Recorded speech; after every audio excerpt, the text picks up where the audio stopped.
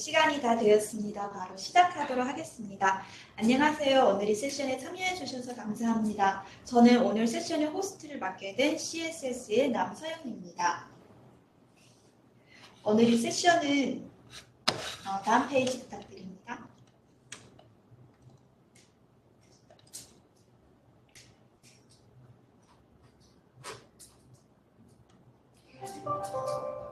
네, 오늘의 세션은 운영 활용 단계의 시스코 DNA 센터 오토메이션을 활용한 네트워크 자동화 기능 소개 및 활용 가이드 관련된 토픽을 준비를 했고요. 시즌제로 저희가 총 7개 토픽을 준비했기 때문에 등록을 하고 대항되는 시간에 참석을 해주시면 되겠습니다. 진행 중 도움이 필요하시거나 질문이 있으실 경우에는 우측 하단의 Q&A 창에 입력을 해주시면 답변해 드리도록 하겠는데요. 단 질문을 올리실 때 꼭 올 패널리스트를 선택해서 질문해 주시기 바랍니다. 그리고 또한 세션 마지막에는 별도의 Q&A 세션이 준비가 되어 있기 때문에 그때 제출해 주셔도 되겠습니다. 그리고 세션이 끝난 다음에 질문이 있으실 경우에는 보이시는 메일 주소로 메일을 주시면 저희가 답변해 드리도록 하겠는데요. 메일 주소는 제가 잠시 뒤에 채팅창에 공유하도록 하겠습니다. 세션이 완료되면 설문조사가 있는 이메일이 발송이 됩니다. 해당 부분을 전부 5점으로 체크를 해주시면 감사하겠습니다. 그럼 오늘 세션의 참석자분들을 소개해 드리도록 하겠습니다. 오늘이 발표자로는 심순달 과장, 데모 스페셜리스트로는 이강 과장이고요.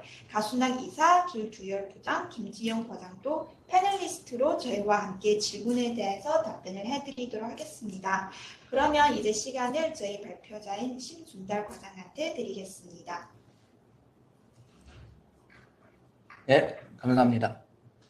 금일 ATX 세션은 시스코 DNA 센터를 구축하시거나 또 DNA 센터의 베이스 자동화에서 어떤 기능들이 있고 또 어떤 장점들이 있는지에 대해서 궁금하시거나 또 실제 DNA 센터 GUI를 통한 라이브 데모를 보고 싶으신 분들께 도움이 되는 내용들이 포함되어 있습니다. 네, 그래서 우선 우리의 네트워크를 DNA 센터 하나만으로 모니터링과 설정을 할 수 있고요.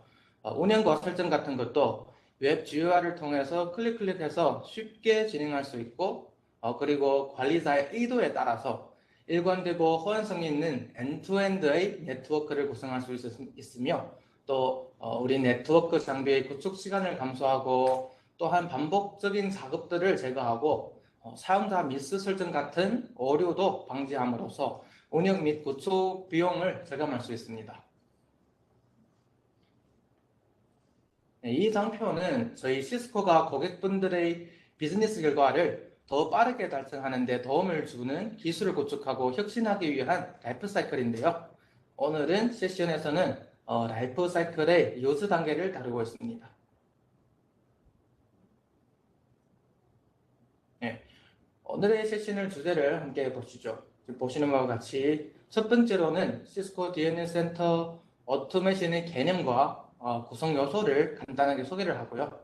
그리고 2분에서 5분까지는 시스코 DNA 센터 오토메이션에 속하는 기능들 보시면 소프트웨어 이미지 매니지먼트, 즉 소프트웨어 버전 관리 자동화 기능, 그리고 템플릿 및 플러그 앤 플레이를 활용한 네트워크 온보딩이 있고요. 또 계속해서 애플리케이션 폴리시, 즉 QoS 기능 적용을 자동화한다라는 거 있고, 또 마지막에는 RMA 프로세스 자동화 이런 기능들에 대해서 소개할 거고요. 또 라이브 데모도 준비되어 있습니다. 네, 그럼 이제 DNA 센터 오토메이션을 한번 알아보도록 하겠습니다.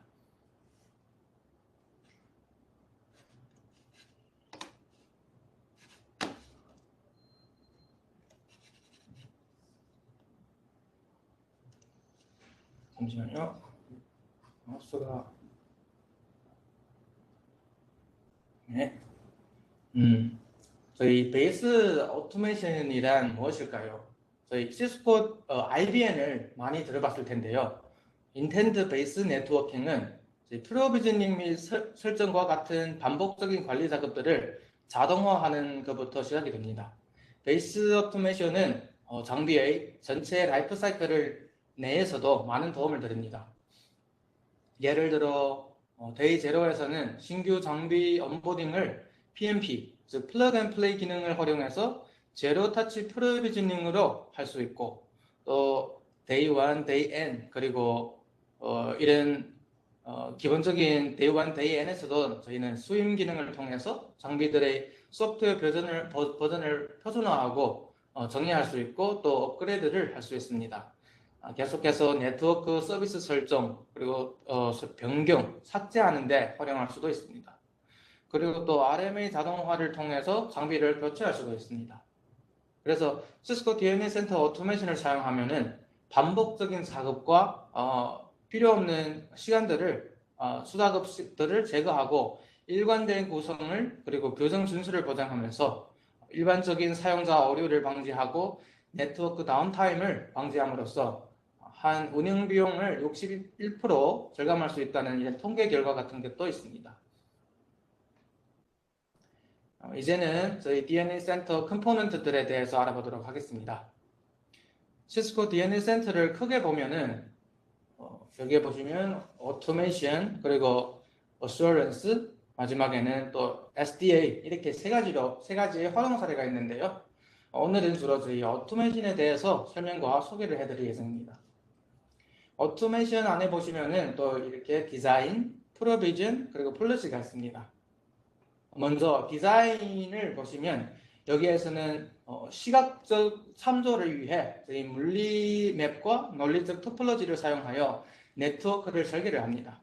그리고 사이트별로 장비들에 대한 설정값과 소프트웨어 버전 등을 먼저 정의를 할 수 있고요. 또 템플릿을 사용해 가지고 다양한 설정을 할 수 있습니다. 계속해서 이 프로비전을 보시면은 여기에서는 디자인에서 설정한 것들을 자동화해서 설정 값을 실제 장비로 밀어 넣어서 적용시킬 수도 있습니다.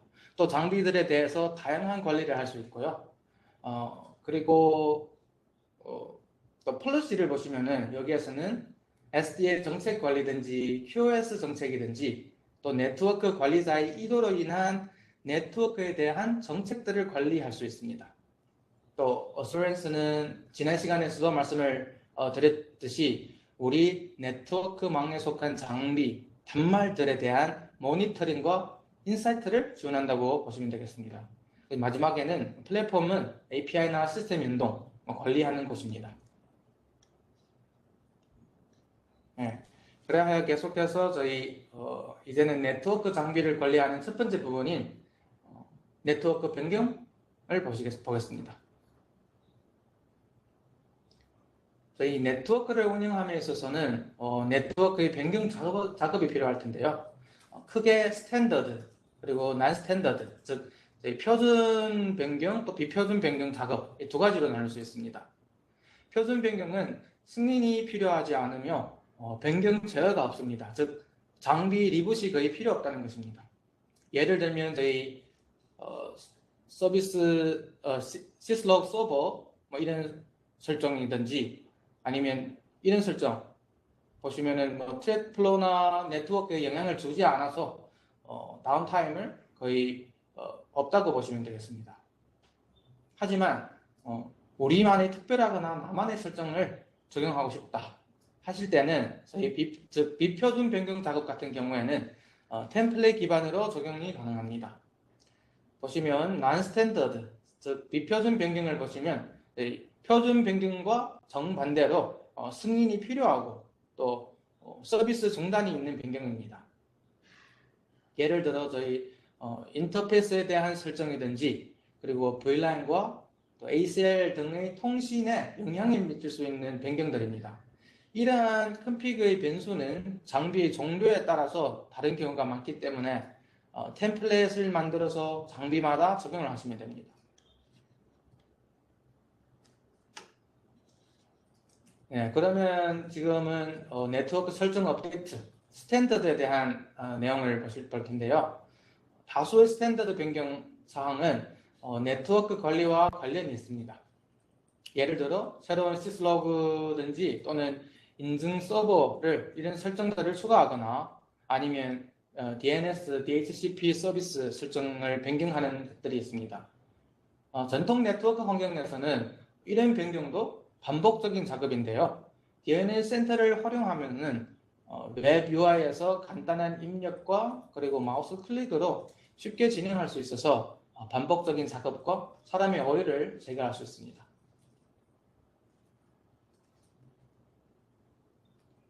다음은 저희 네트워크 변경 작업 워크플로우를 같이 한번 보겠습니다.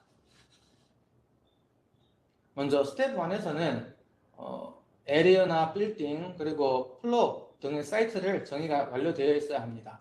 그리고 DNS 센터는 사이트 단위로 변경을 설정하거나 아니면 작업들이 이루어지고 또 사이트 단위로 그 변경 설정이 적용됩니다. 따라서 사이트 계층 구조가 잘 정리되어 있어야 변경 작업이 손쉽게 이루어질 수 있다는 것입니다. 사이트에 대한 정의는 모든 오토메이션과 어슈런스의 기본이 되는 중요한 작업입니다. 또 다른 스위이나 QoS 플러시 같은 피처에서도 보시겠지만 거의 사이트에 선택한 후 설정하거나 적용한다는 것을 볼 수가 있겠습니다. 그리고 스텝 2에서는 프로비전 메뉴 안에 있는 디바이스 인벤토리에 이동을 해야 합니다. 장비들을 선택을 하고 사이트를 지정한 뒤에 필요시 컨피그 템플릿을 선택하고 디플로이를 클릭하는 이런 순서이고요. 사이트 지정과 템플릿 선택은 옵션입니다. 그리고 이제 스텝 3에 보시면은 마지막에 저희 사무리 페이지에서 잘못된 설정들이 있는지 없는지를 한번 더 확인을 하시고 디플로이를 클릭을 해주시면 됩니다. 네, 그럼 계속해서 저희 DNS 센터 오토메이션에서의 가장 중요한 기능인 스윕에 대해서 소개해드리도록 하겠습니다. 네, 그럼 소프트웨어 이미지 매니지먼트, 즉 스윕이 무엇일까요? 우리는 전반적인 소프트웨어 라이프 사이클을 관리하는 것이 목표이고 그의 핵심은 바로 어떻게 이미지를 표준화하는 것인가입니다. 네, 시스코 DNS 센터에서는 골든 이미지를 통해서 소프트웨어 이미지를 표준화합니다. 그 골든 이미지는 우리가 테스트한 이미지이고 우리가 선호하는 이미지로서 이 이미지로 표준으로 사용하기를 원한다 라는 의미입니다. 그리고 이 골든 이미지를 정의하는 방법도 다양합니다. 장비의 유형별로 지정할 수 있고요. 예를 들어 캐틀리스트 9000 혹은 3850 이렇게 장비별로 정의를 할 수 있고 또 똑같은 장비 하지만 서로 다른 롤별로 정의를 할 수 있습니다. 예를 들면 똑같은 동일한 모델인 캐틀리스트 9300 그런데 이제 액세스 장비냐 아니면 코어 장비나 따라서 정의를 할 수 있고요. 또 마지막에는 사이트별로 저희 골든 이미지를 정의를 할 수 있습니다. 그리고 DNS 센터에서 이미지 임포트나 삭제에 대한 이미지 관리를 할 수도 있고요.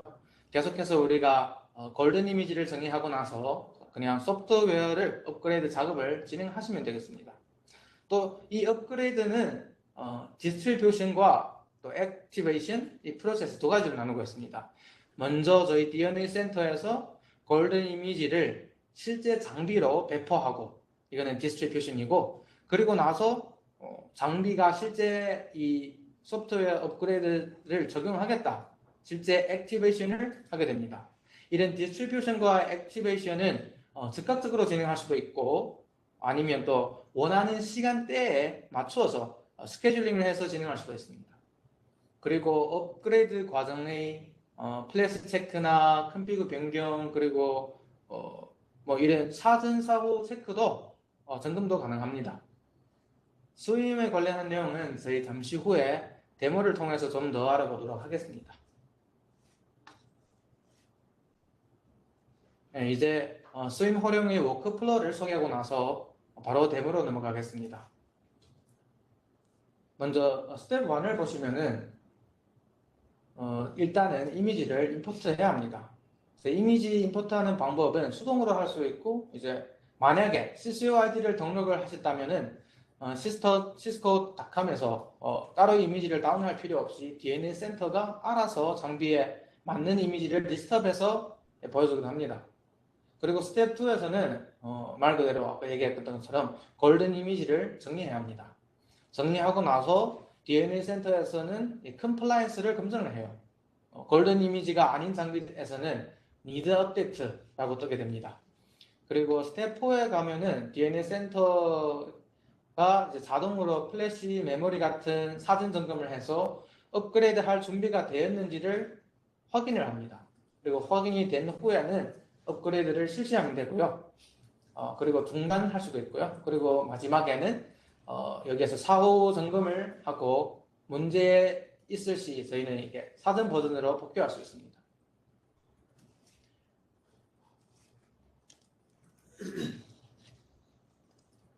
네, 그럼 시간을 이건 과장님께 드려 저희 소프트웨어 이미지 관련한 데모를 보겠습니다.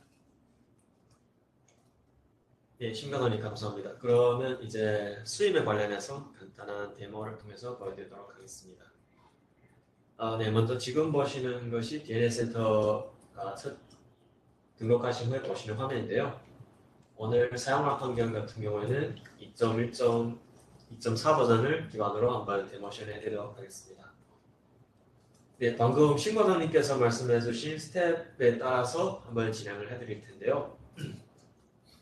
먼저 저희는 시스템 세팅에 들어가서 CCOID를 등록해 주셔야 합니다. 여기 보시면 cisco.com 크레덴셜이 있죠.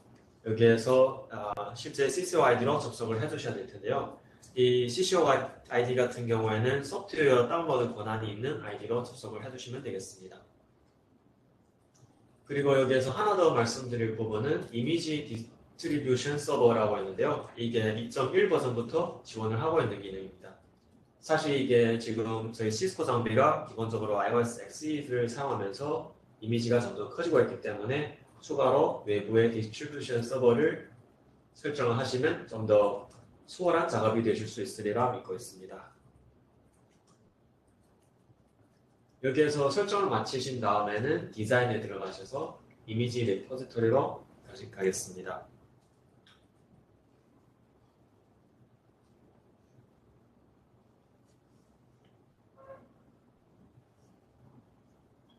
네, 지금 보시게 되면은 이렇게 실제 저희 DNA 센터가 관리하고 있는 장비들에 대해서 쭉 리스트업해서 보여주는데요. 예를 들면은 9300 스위치라고 하면은 시스코에서 권장하는 버전에 대해서 이렇게 리스트업을 해줍니다. 지금 보시면은 저희가 17.1.1 버전을 골든 이미지로 마킹을 했는데요. 여기에 있는 별표에 마킹을 하면은 기본적으로 이 이미지는 우리가 표준 이미지로 사용하겠다라고 해서 골든 이미지라고 하고 있습니다. 아까 슬라이드에서도 말씀드렸다시피 이 골든 이미지 같은 경우에는 지금 보시는 것처럼 기본적으로 장비 유형별로 이렇게 나눠져 있는데요. 또 실제 환경에 따라서 사이트별로 설정을 할 수 있습니다. 예를 들어 글로벌적인 환경이라고 할 때 아시아에서는 이 장비에 대해서 17.2.1을 골든 이미지로 사용할 수도 있고 또 유럽에 있는 사이트에서는 그 환경에 따라서 다른 이미지를 사용할 수도 있겠죠. 그리고 또 추가로 장비 롤별로 설정을 할 수 있다고 말씀드렸었는데요. 롤 같은 경우에는 여기에 있는 아이콘을 클릭을 하셔서 예를 들면 코어 스위치에서는 이 버전을 사용하고 또 다른 액세스 레이어 장비에서는 이 이미지를 사용하겠다라고 다 다르게 설정을 할 수 있는 것이죠. 그럼 일단 저희가 오늘 데모에서는 9300 스위치에서 17.1.1을 골든 이미지로 설정을 하고 보여드리겠습니다. 여기에서 설정을 했다고 해서 실제 장비에 다 이미지가 업데이트가 되는 건 아닌데요. 실제 작업 같은 경우에는 기본적으로 DNA 센터 메뉴에 있는 프로비전에서 모든 작업을 진행한다고 보시면 되겠습니다. 그래서 프로비전에 있는 인벤토리로 들어오실 텐데요. 네, 먼저 보시면은 사이트는 글로벌로 기본적으로 지정이 되어 있죠. 그래서 보시면 여기 저희가 DNA 센터가 관리하고 있는 장비들을 쭉 이렇게 모든 장비들을 다 보여주게 되는데요. 여기에 장비라고 하면은 스위치 장비도 있을 수 있고 또 밑에 저희가 장비가 아주 많은데요. 보시면 라우터도 있고 AP 그리고 와이어리스 컨트롤러도 다 있습니다. 그래서 이런 이렇게 많은 장비를 관리하실 때는 여기에 있는 필터링을 통해서 좀 더 쉽게 장비를 찾을 수도 있겠습니다. 그래서 디바이스 패밀리에서 필터링을 스위치로 걸고 어플라이를 진행합니다. 그래서 보시게 되면은 이제는 글로벌 사이트에 있는 전체 스위치 장비를 보여주는데요. 아까 저희는 9300 스위치에서 17.1.1을 골든 이미지로 지정을 했죠. 그래서 여기에서 포커스를 이제는 소프트웨어 이미지로 한번 바꿔서 보겠습니다. 네, 지금 보시게 되면 여기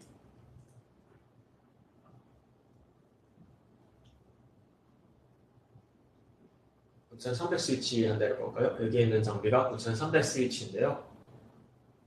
소프트웨어 이미지에 보시면 need update라고 뜨게 되죠. 실제 클릭해서 보시게 되면은 현재 운영 중인 이미지는 17.2.1이고 저희가 아까 17.1.1을 골든 이미지로 마킹을 했기 때문에 이제 DNS 센터는 이것을 인식을 해서 장비의 업그레이드가 필요하다고 인식을 하게 되는 것이죠. 그래서 여기에서 보시면 프리 체크를 진행하게 되는데요. 예를 들면 스타트업 컨피그에 문제가 있는지 또 플래시에 용량이 부족한지 이런 것들을 다 사전에 점검을 해서 실제 업그레이드가 제대로 진행될 수 있는지 다 사전 점검을 진행한다고 보시면 되겠고요. 그래서 실제 업그레이드 작업 같은 경우에는 장비를 선택을 하시고 업그레이드 작업을 진행을 해야 되겠죠. 저희가 전에 있는 세션에서 말씀드렸는데요. 장비에 대한 작업은 모두 액션을 통해서 진행을 하시게 됩니다. 그래서 이제는 소프트웨어 이미지 그리고 업데이트 이미지를 클릭하시게 됩니다.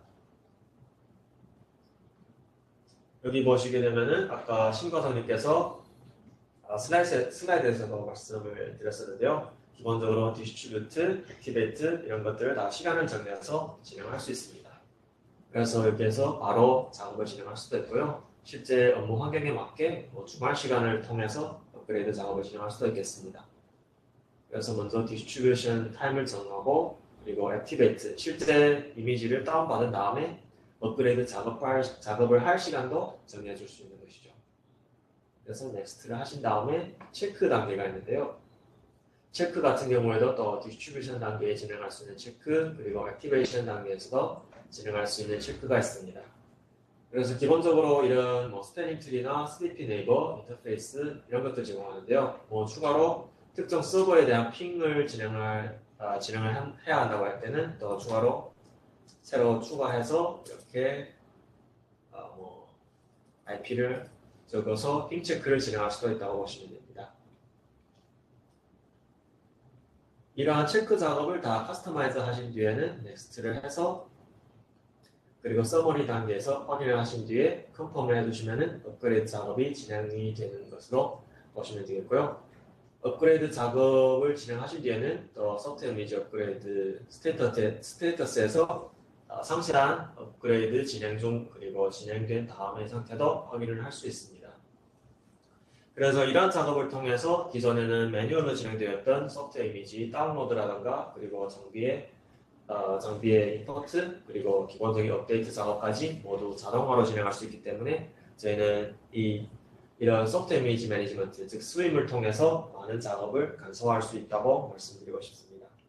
네, 스윕에 대해서는 여기까지 말씀을 드리겠고요.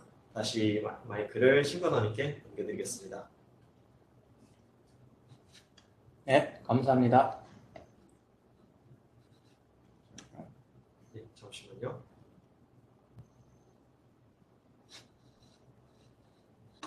네, 데모 감사합니다. 그럼 계속해서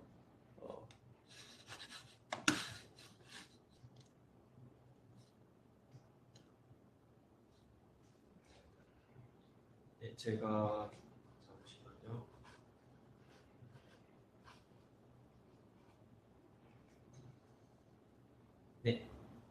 네, 그럼 계속해서 저희 템플릿 에디터를 소개해드리도록 하겠습니다.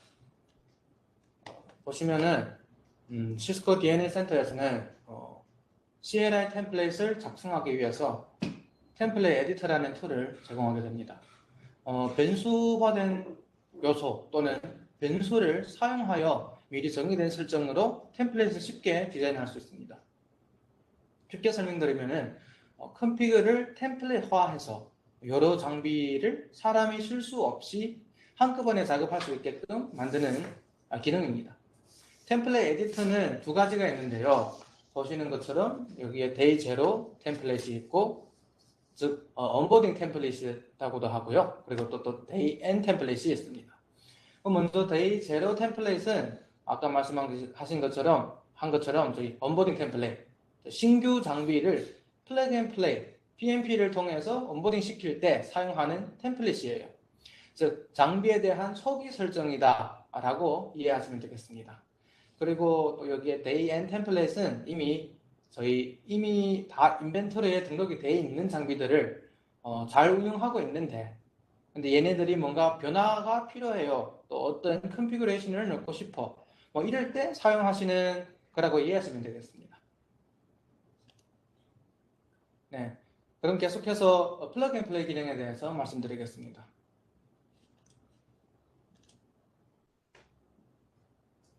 DNA 센터에서는 PNP 기능을 활용하여 초기 장비 설치의 전 과정을 자동화할 수 있습니다.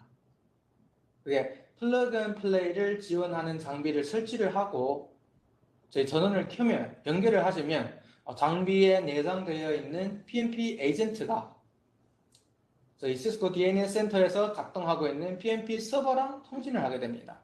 즉 저희 장비 안에는 PNP 에이전트가 있고, 그리고 시스코 DNA 센터가 PNP 서버의 역할을 하고요.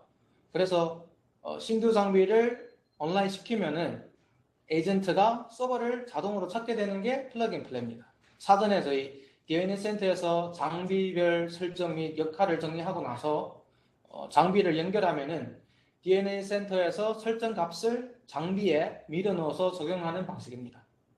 이렇게만 된다면은 여러 사이트 그리고 많은 개수의 장비들의 언보딩이 아주 쉬워질 수 있습니다. 장비별 하나하나의 설정을 위해서 콘솔을 연결해서 작업할 필요 없이 PNP를 통해 작업을 하신다면 단순화하고 자동화로 진행할 수 있다는 것입니다. 네, 마찬가지로 PNP를 통한 네트워크 장비 언보딩 단계별 워크플로우를 한번 같이 보도록 하겠습니다. 먼저 여기 보시면은 장비가 DHCP 옵션 43 또는 DNS를 통해서 PNP 서버인 DNA 센터를 찾을 수 있게 됩니다. 근데 이런 설정들은 옵션 43이든지 DNS든지 이런 설정들은 미리 설정을 해야 합니다. 그런 다음에는 저희 장비가 온라인 상태가 되면은 PNP를 통해 DNA 센터와 통신을 맺고, 그리고 클레임을 하시면 됩니다. 클레임을 한다는 말은 저희가 이러한 설정 이 장비에 대해서 원하는 그 설정을 밀어넣겠다 라고 미리 사전에 클레임이라는 얘기입니다. 좀 클레임이라는 단어 좀 헷갈리는데요. 그런데 이제 마지막에는 미리 설정한 데이 제로 템플릿을 사용해서 설정 값을 적용시키면서 자동으로 언보딩을 하게 됩니다. 계속해서 저희 PNP 서버 디스커버리 옵션을 아까 얘기를 했는데요. PNP 진행 과정에서의 핵심은 PNP 에이전트가 접속하는 PNP 서버, 즉 DNA 센터의 IP 주소를 자동으로 알아내는 것입니다. 지금 보시면은 이게 자동화 및 수동까지 이 사이트의 상황에 따라 가지고 저희 다양한 옵션을 제공하기도 합니다. 보시는 것처럼 DHCP 옵션 43이 있고요. 여기에 보시면 여기에 DNA 센터의 IP 주소를 추가를 해주시면 되고요. 그리고 DNS 룩업을 통해 가지고 DNA 센터를 찾을 수 있고, 그리고 또 시스코가 운영하는 PNP 크넥을 접속을 해가지고 해당 고객사의 저희 DNA 센터 주소를 받는 방법도 있습니다. 이거는 클라우드 단으로 하는 거고요. 또 이 세 가지가 모두 지원이 안 되는 경우가 있다면은 저희는 그럴 때는 USB를 통한 매뉴얼 디스커버리도 가능합니다. 또 여기에 있는 참고로 저희 무선 AP는 매뉴얼 디스커버리가 지원이 되지 않습니다. 네, 그럼 계속해서 지금 플러그 앤 플레이에 관련한 데모를 한번 같이 보도록 하겠습니다. 시간을 다시 이원 과장님께 드리겠습니다. 네, 감사합니다. 그럼 이번에는 신과장님께서 소개해 주신 PNP에 대해서 데모를 한번 진행해 볼 텐데요. 네, PNP는 새로운 장비에 대한 온보딩을 자동화하는 것이라고 했죠. 그래서 지금 저희가 오늘 진행할 데모 같은 경우에는 장비가 PNP 에이전트, 즉 DNA 센터를 다 찾아서 이미 PNP에 등록을 해서 저희가 클레임만 진행을 하면 되는 상태에서 데모를 시연해 드리겠습니다. 그래서 이 단계를 크게 두 가지로 나눌 수 있을 것 같은데요. 하나는 디자인, 그리고 두 번째는 클레임입니다. 디자인 단계에서는 템플릿을 적용을 해줘야 되는데요. 템플릿 같은 경우에도 아까 신과장님께서 말씀하신 데이 제로 그리고 데이 n이 있다고 하셨죠. 그래서 툴에 있는 템플릿 에디터로 먼저 들어가 보겠습니다. 여기 보시면 onboarding configuration 이게 day 0가 되겠고요. 그리고 추가로 다른 프로젝트를 추가하게 되면은 day n 템플릿으로 추가가 됩니다. 그래서 오늘 데모에서는 일단 day 0 템플릿을 한번 추가를 해서 진행을 해보겠습니다. 그래서 여기 기어 아이콘을 클릭하셔서 템플릿을 하나 추가하겠습니다. 먼저 템플릿 네임을 정해줘야 되는데요. ETX day 0 템플릿으로 정하겠습니다. 그리고 실제 템플릿을 적용할 장비를 설정해 주셔야 되는데요. 저희는 9300 스위치에서 진행해 보도록 하겠습니다. 그래서 장비를 선택을 하시고 다시 돌아와서 이번에는 이미지를 선택해 주십니다. iOS XE가 되겠고요. 그래서 add를 진행합니다. 이렇게 되면 기본적으로 하나의 새로운 템플릿이 생성이 되는 건데요. 기본적으로는 이렇게 저희가 기존에 진행하는 텍스트 앱에서 컨피그레이션을 하나하나 밀어넣는 방식으로 진행한다고 보시면 되겠고요. 이렇게 호스트 네임에서 뭐 H 스위치 이런 식으로 진행할 수 있겠죠. 또 참고로 템플릿에서는 저희가 달러 부호를 사용해서 변수로 사용하는데요. 저희 하나 이미 있는 템플릿을 한번 볼까요? 보시면 호스트 네임 그리고 뒤에 달러 부호 그 뒤에 호스트 네임을 설정하고 있죠. 이 달러 부호 뒤에 붙는 것이 저희가 이것을 변수로 사용을 하겠다라는 것을 변수로 사용하겠다라고 하는 것입니다. 그래서 이 부분을 오늘 데모에서는 한번 간단하게 보여드리겠습니다. 그래서 이렇게 호스트 네임만 먼저 진행을 하겠고요. 세이브를 하신 다음에 이 템플릿이 실제로 장비에 어떻게 적용되는지 한번 시뮬레이션이 가능합니다. 여기에서 커밋을 한번 하겠고요.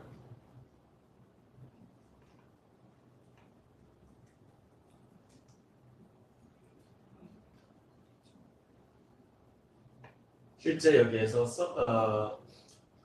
시뮬레이션을 통해서 새로운 저희가 이 템플릿이 어떻게 장비에 적용이 되는지 테스트가 가능하게 됩니다. 그래서 오늘은 이렇게 ATX Day 0 템플릿을 만들어 보았고요.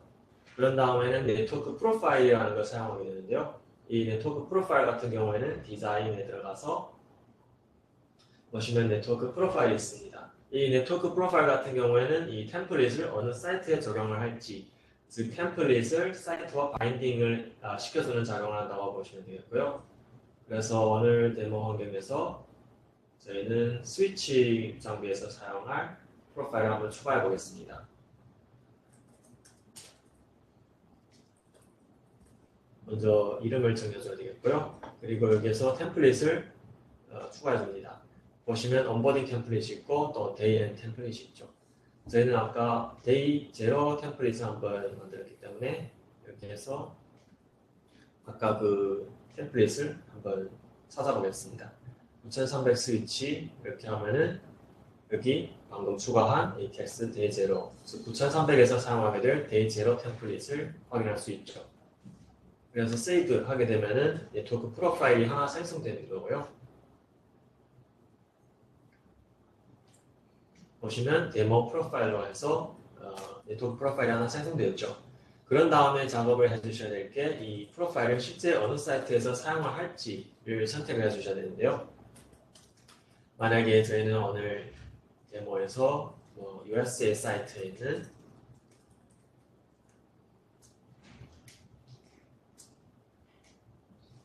산호제 사이트에서 사용을 하겠다라고 설정을 할 수 있습니다. 그래서 세이브를 해주시겠고요. 그러면 보시면 사이트가 지정이 되었죠. 이렇게 되면은 기본적으로 디자인 부분은 완료가 된 것이고요. 그리고 다음 단계는 이제는 클레임, 장비에 대해서 클레임 작업을 진행해 주셔야 됩니다. 클레임 같은 경우에는 실제 장비에 대한 설정이기 때문에 프로비전 그리고 플러그 앤 플레이로 들어갑니다. 네, 여기에 보시면은 실제 뭐 DHCP 옵션 43이나 DNS 아니면 수동으로 추가한 장비들이 이렇게 언클레임드 상태로 해서 쭉 뜨게 되는데요. 저희 오늘 데모션에서는 9300 스위치를 기본적으로 템플릿이나 이런 것들을 다 만들었기 때문에 9300 스위치 한 대를 선택해서 클레임 작업을 진행하고 있습니다. 클레임을 선택하시게 되면 사이트를 선택하게 되는데요. 실제 어떤 사이트에서 장비를 사용할지를 선택하게 되는 것이죠. 그래서 사이트를 선택하시고 넥스트를 하시게 되면은 아까 저희가 사실 앞에 수입 데모에서 보여드렸다시피 17.1.1을 골든 이미지로 사용했기 때문에 여기에서 골든 이미지에 대한 선택도 가능하고요. 템플릿 같은 경우에는 방금 네트워크 프로파일을 통해서 산호제 사이트에서 모두 이 템플릿을 통해서 9300 스위치, 새로운 9300 스위치가 오면은 이 데이제로 템플릿을 사용하겠다라고 지정을 했기 때문에 이렇게 확인이 가능한 겁니다. 그래서 여기에서 넥스트를 해서 보시면 장비에 대해서 프로비전을 진행하게 되겠고요. 그리고 서머리 단계에서 한 번 더 확인을 하신 뒤에 문제가 없으면 클레임 작업을 진행해 주시면 되겠습니다. 이렇게 되면은 나중에 장비에서 언클레임드 상태로부터 프로비전드 상태로 바뀌게 되는데요. 이렇게 되면은 프로비전이 완료가 되면은 인벤토리에 이제는 산호제 사이트에 가서 확인하시게 되면은 장비가 이제는 프로비전드 상태로 바뀌게 되고 실제 사용이 가능하게 되는 것이죠. 이렇게 되면은 새로운 장비에 대해서 저희가 템플릿을 통해서 자동화 온보딩을 진행하기 때문에 즉 플러그 앤 플레이를 통해서 자동화 온보딩을 진행하기 때문에 기존의 어려운 작업들이 이제는 간소화될 수 있고 자동화를 실현할 수 있다고 보시면 되겠습니다. 네, 플러그 앤 플레이에 대해서는 이 정도로 소개해드리겠고요. 다시 마이크를 신관원님께 넘기겠습니다. 네, 감사합니다. 그럼 계속해서 저희 진행하도록 하겠습니다. 네, 잠시만요. 네, 그럼 계속해서 저희 애플리케이션 폴리시, 즉 QoS 정책 관련한 내용을 소개해드리도록 하겠습니다. 네, 지금 보시는 것처럼 저희 DNA 센터의 애플리케이션 정책은 이렇게 QoS 정책 수상화 수준이라는 말이에요. 여기에서는 뭐 what, why, how 이렇게 세 가지로 나누는데요. 보시면 쉽게 설명드리면은 저희 DNA 센터는 QoS 설정하고 적용한 이런 복잡한 작업들을 간편하고 자동화하는 기능입니다. 이게 애플리케이션 폴리시라는 말이에요.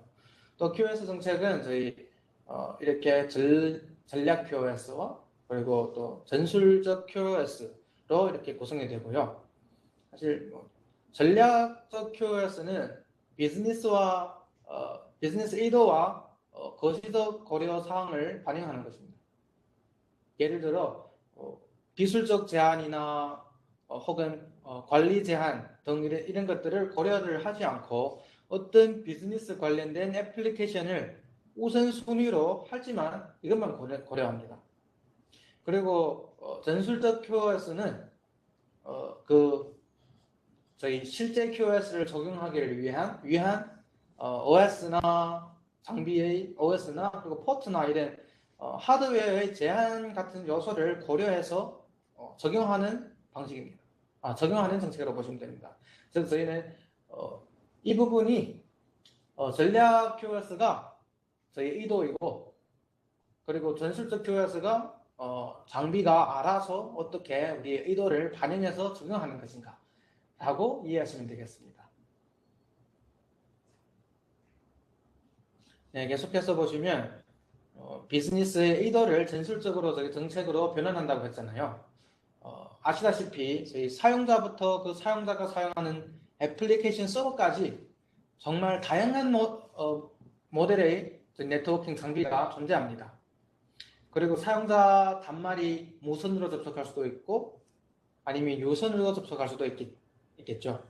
지금 저희 슬라이드에서 보시는 예와 같이 저희 양쪽에 이렇게 두 개의 클라이언트가 다양한 스위치나 라우터 그리고 무선된 컨트롤러, AP 이런 장비들이 있을 수 있습니다.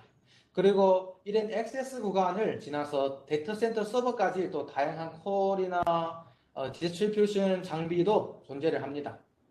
이런 장비들의 하드웨어 설계가 다르기 때문에 컨피그 방법, 지원하는 큐의 개수, 또 큐잉 방법, 그리고 포워딩 방법도 다 다릅니다.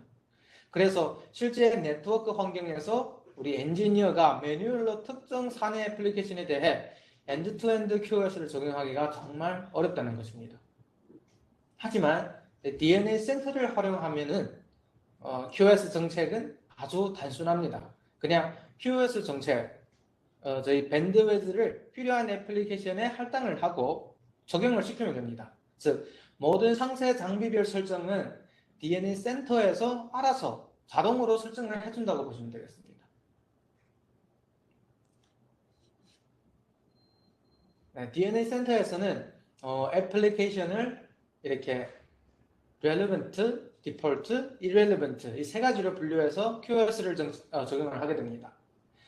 relevant는 저희 업무와 연관성이 높은 중요한 애플리케이션을 분류하는 것입니다. 그리고 default는 업무 관련이 일반인 애플리케이션, 여기에는 또 RFC 2747에서 디파인을 했고요.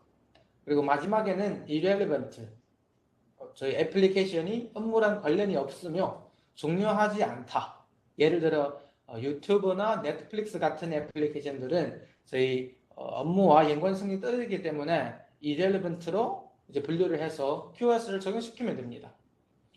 운영자는 그냥 비즈니스 인텐드, 즉 의도, 저희 비즈니스 의도에 맞게 애플리케이션을 정의를 해주시면 됩니다. 그리고 디플로이를 클릭을 하시면은 자동으로 DNA 센터가 각 사이트의 모든 장비들의 하드웨어의 특성에 맞게 QoS 설정을 적용하게 됩니다. 그리고 어슈런스를 통해 가지고 그 폴리시의 동작을 확인하고 또 지속적인 관리를 할 수 있도록 만들어줍니다. 여기에서도 저희 애플리케이션 정책을 설정하는 워크플로우를 빠르게 한번 보고 바로 데모로 넘어가 보도록 하겠습니다. 보시면 스텝 1에서는 저희 DNA 센터의 애플리케이션 폴리시, 이 애플리케이션이 설치되어야 하고요. 또 장비 디스커버리 및 사이트를 만들어야 합니다. 그리고 스텝 2에서는 서비스 프로바이더 프로파일을 만들고 나서 계속해서 사이트에 장비를 추가를 하고 또 스텝 4에서는 저희 애플리케이션들을 점검을 해야 합니다. DNA 센터에서는 이미 애플리케이션을 정리를 해놨어요. 한 1,000, 4,000, 1,400 몇 개 뭐 정도 되는데요. 그런데 이제 필요에 따라 저희가 추가를 하시면 되겠습니다. 그리고 나서 저희 또 큐잉을 정리하고 앱 정책 생성을 해가지고 적용시키면 됩니다. 또 필요에 따라 가지고 이 정책을 저희 수정을 할 수도 있고 롤백을 할 수도 있고 그리고 삭제 이런 관리를 다 할 수 있습니다. 네, 그럼 이제 애플리케이션 폴리시 설정 관련한 데모에 들어가 보도록 하겠습니다. 네, 감사합니다. 그러면 이번에는 QoS 관련해서 데모를 한번 보여드리겠습니다.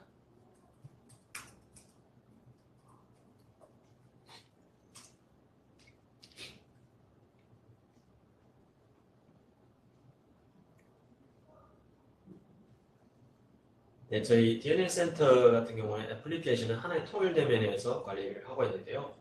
기본적으로 여기 보시면은 Provision 그리고 Application Visibility라는 메뉴가 있습니다.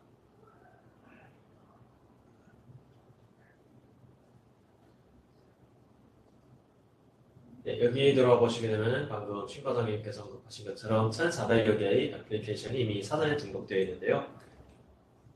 현재 상용되는 애플리케이션은 거의 다 등록되어 있다고 보시면 되겠습니다. 예를 들어 저희가 자주 사용하는 엑스 미팅 같은 경우에도 이렇게 등록이 되어 있는 것을 확인할 수 있죠. 그리고 뭐 실제 자체 개발한 애플리케이션 같은 경우에 등록이 안 될 수 있을 경우가 있는데요. 그럴 경우에는 여기 오른쪽 상단에는 Add Application을 클릭하셔서 실제 자체 개발한 애플리케이션도 등록을 해주시면 되겠고요.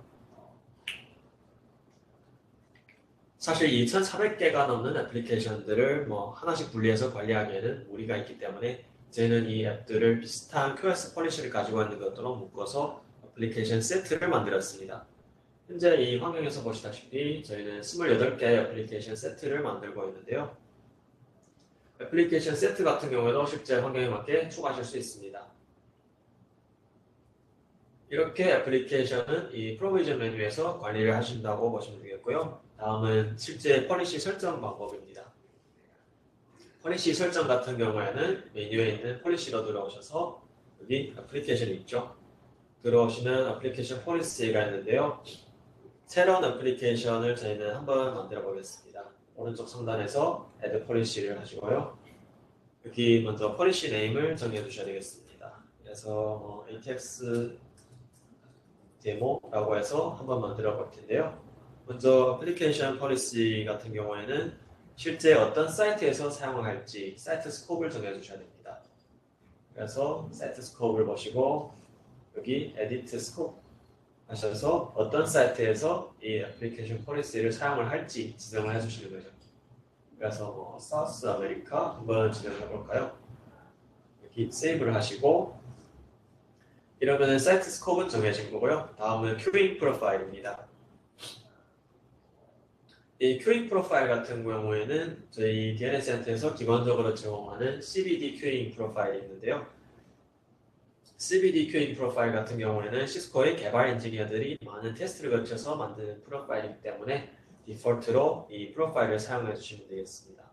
사실 이 프로파일이란 것은 여기에서 보시면 밴드위드 밸류나 DSCP 밸류를 다 지정할 수 있기 때문에 실제 환경에 맞게 또 지정을 하셔서 커스터마이징해서 사용할 수도 있습니다.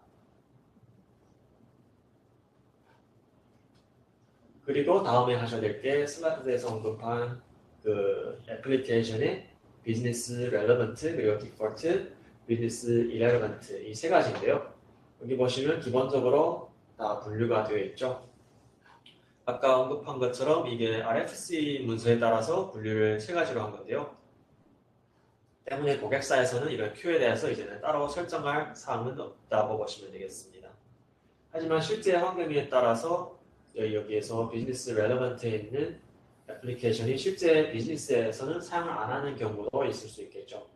그래서 여기에 있는 애플리케이션을 이렇게 드래그 앤 드롭을 진행해서 디폴트에 넣을 수도 있겠고요. 또 비즈니스 렐러번트에 있는 예를 들면 여기 보시면 컨슈머 소셜 네트워킹이라고 해서 예를 들어 우리 회사에서는 트위터를 비즈니스에 많이 활용을 하고 있다라고 하면은 여기 있는 이 애플리케이션 세트를 비즈니스 렐러번트로 이렇게 끌어와서 설정을 하실 수도 있습니다.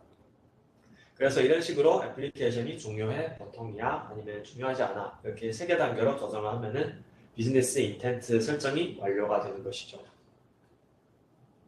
그리고 디플로이 하기 전에 저희는 프리뷰 기능을 제공하고 있는데요. 프리뷰 같은 경우에는 실제 정의된 비즈니스 인텐트를 장비에 어떻게 컨피그하는지 확인을 할 수 있습니다. 그래서 실제 장비에 들어가게 되는 컨피그가 어떤 것이 있는지 확인을 할 수 있는 거고요. 또 프리체크 같은 경우에는 이러한 폴리시 설정들이 실제로 장비에 설정이 될 수 있는지를 확인을 할 수 있는 겁니다. 이러한 사전 체크가 완료된 다음에는 실제 디플로이를 진행하셔서 실제 폴리시를 장비에 밀어넣는다고 보시면 되겠습니다. 이런 식으로 기존에는 힘들게 작업을 했던 QoS 설정이 보시는 바와 같이 간단한 클릭 그리고 드래그 앤 드롭으로 이제는 적용이 쉽게 될 수 있는 것입니다. 사실 QoS 설정에는 또 맨 프로파일 같은 설정들이 있는데요. 오늘의 시간 관계로 이 정도로 데모를 진행하겠고요. 다시 마이크를 친구단님께 넘기겠습니다. 네, 데모 감사합니다. 그럼 계속해서 오늘의 프레젠테이션 내용을 보도록 하겠습니다. 이제는 오늘의 마지막인 RMA 프로세스 자동화에 대해서 설명을 해드리겠습니다.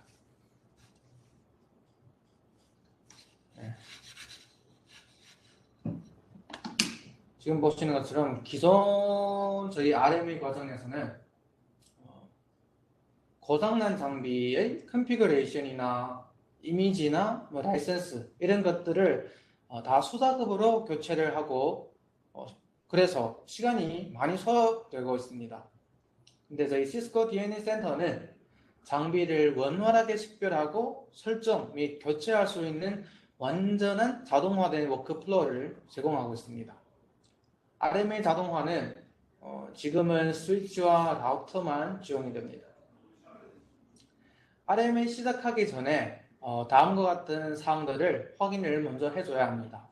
우선 저희 고장난 장비를 교체 장비로 마크를 해야 되는데요. 그 마크하기 전에 이미지 리포지터리에 해당 장비의 이미지를 도입을 해야 합니다. 두 번째는 저희 고장난 장비는 꼭 언리치블 상태여야 하고요. 그리고 교체할 장비가 PMP를 통해서 DNA 센터에 온보딩을 했다면은 고장난 장비는 사용자가 정리한 사이트에 지정되어야 합니다. 마지막은 저희 RMA 워크플로우를 시작할 때 교체 장비를 프로비저닝 상태에 있으면 안 되는 것입니다. 그럼 이제 RMA 워크플로우를 같이 한번 보고 데모로 넘어가도록 하겠습니다. 여기 보시면은 실제 저희 장비가 필리어, 고장나기 전에는 장비에 대한 컨피그레이션, 그리고 소프트웨어 이미지, 또 라이센스는 DNA 센터가 DNA 센터에서 저장을 하고 이제 관리할 수 있습니다. 그런데 여기에는 참고로 RMA 장비의 설정값은 컨피그레이션 같은 설정값들은 저장하는 기준은 저희 1.3 버전에서는 24시간마다 저장을 하고요. 근데 지금은 2.0 버전에서는 설정이 변경할 때마다 저장을 하게 됩니다.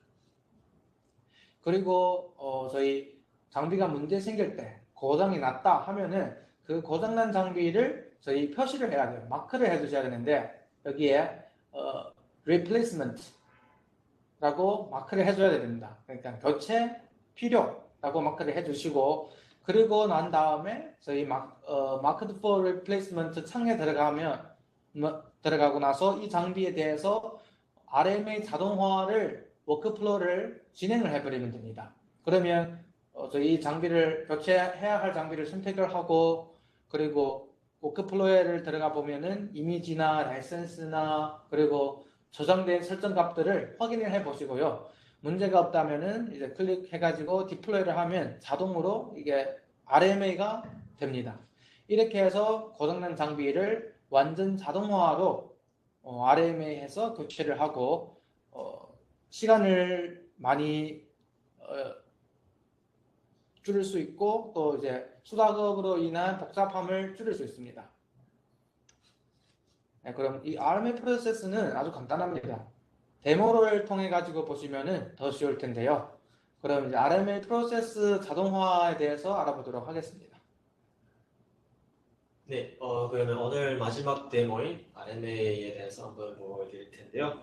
사실 이 실제 장애 장비를 재현하는 것은 좀 어렵기 때문에 저희 오늘 데모에서는 프로세스가 어떻게 진행된다 이 정도만 저희가 시연을 해드리도록 하겠습니다.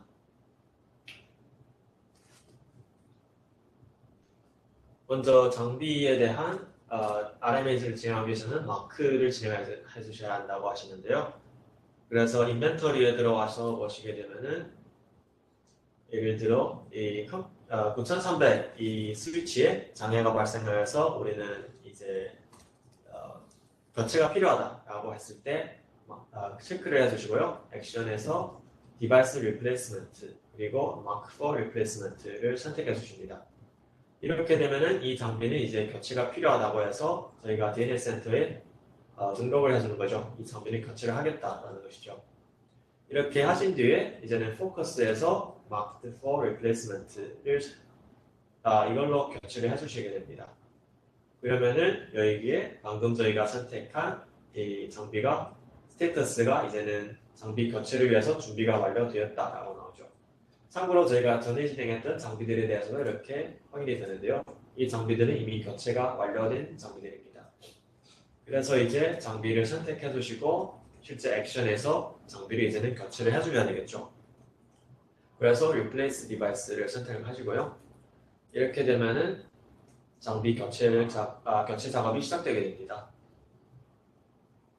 그리고 이제는 실제 DNS 센터에 등록되어 있는 다른 같은 모델의 장비들이 이렇게 리스트업이 되는데요. 실제 어떤 장비로 교체를 할지 여기에서 선택을 하시게 되는 것이죠.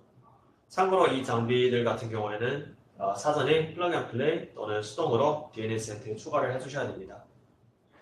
그리고 교체할 장비를 이제는 선택을 하시고 넥스트를 진행하시면 되겠습니다.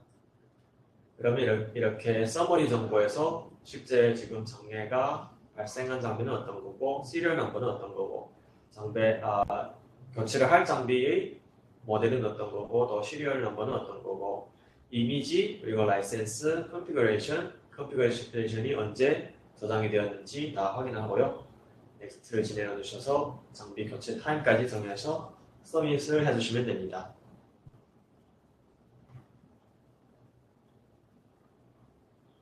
네, RMA 장비 교체 같은 경우는 기본적으로 이러한 워크플로우로 진행을 하신다고 보시면 되겠고요. 이런 식으로 이제는 DNS 센터에서 자동화를 RMA 장비 교체까지 진행할 수 있다는 것을 설명드리고 싶었던 것입니다. 네, 오늘 데모는 이 정도로 마치고요. 다시 슬라이드로 넘어가서 신광호님께서 한번 말씀해 주시겠습니다. 네, 데모 감사합니다. 또 마지막으로 저희 오늘 ATX의 핵심 요약을 보시면은 아래와 같은 저희 DNA 센터를 오토메이션을 통해 가지고 네트워크 운영을 단순화할 수 있다는 것을 알고 이해를 하셨으면 많은 걸 얻었다고 생각하고 있습니다.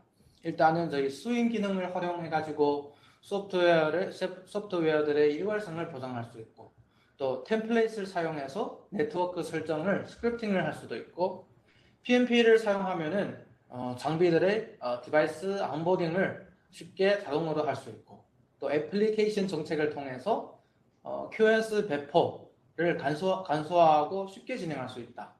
또 RMA 프로세스도 자동화로 쉽게 시간을 단축하면서 진행할 수 있다는 것은 바로 저희 DNS 센터의 기본적인 오토메이션의 기능입니다. 그럼 오늘 프레젠테이션 내용은 여기까지고요. 시간을 저희 호스트님께 드리도록 하겠습니다. 네, 과장님 수고 많으셨습니다. 오늘 세션에 대해 문의가 있으시면은 지금 바로 우측 하단의 Q&A 패널로 등록해 주시길 바랍니다. 네, 다음 페이지. 네, 질문을 입력하시는 동안 잠깐 저희 다음 ATX 세션을 소개해 드리도록 하겠습니다. 다음 세션은 IBM 구현을 위한 시스코 SD 액세스 기술 및 활용 방향성 제시 관련 토픽으로 내일 오후 동일한 시간에 진행이 될 예정이기 때문에 많은 참석 부탁드립니다.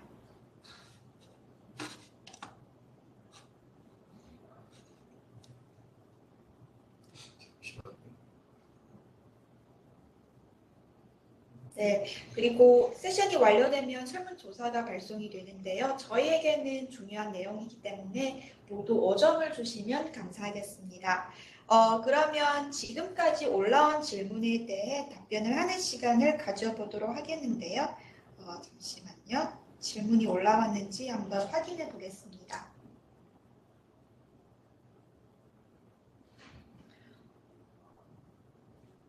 네, 지금 질문이 올라왔는데요.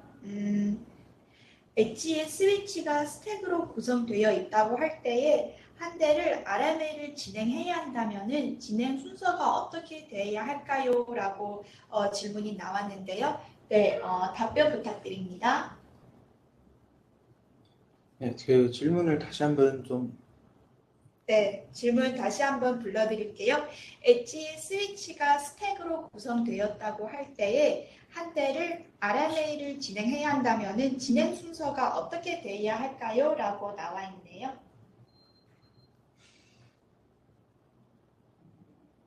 잠시만요. 네, 안녕하세요. 가시입니다. 제가 좀 답을 해드리도록 하겠습니다. 그 현재 버전에서는 스택에 대해서 현재 지금 RMA는 지금 지원을 못하고 있고요.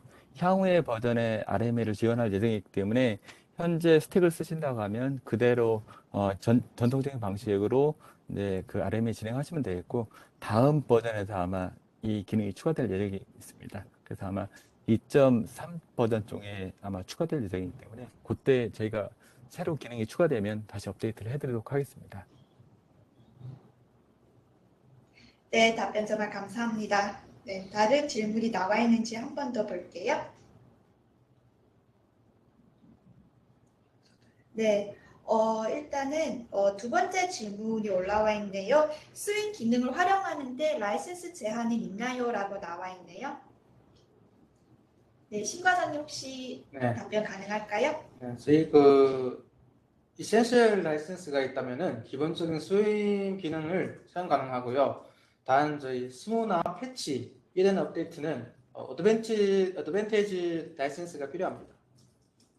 네, 답변 감사합니다. 그럼 질문은 여기까지 저희가 답변해 드리도록 하겠습니다.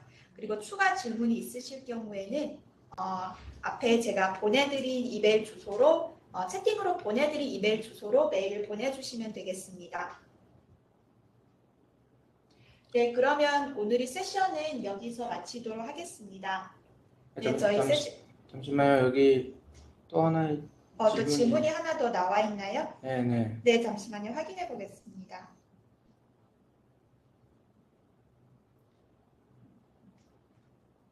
질문 하나 올라온 게 RMA 된 후에 라이센스 이관 현황을 어디서 확인할 수 있나요? 보시면요.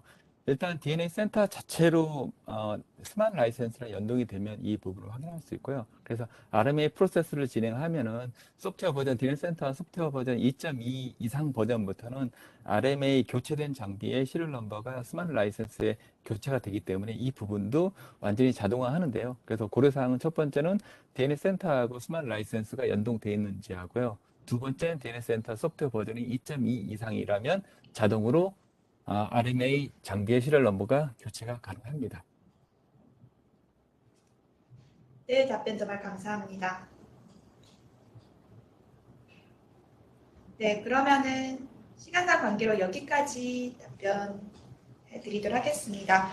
그러면 오늘 세션은 여기서 마치도록 하겠습니다. 저희 세션에 참석해 주셔서 다시 한번 감사드립니다. 네, 감사합니다. 네, 감사합니다. 감사합니다.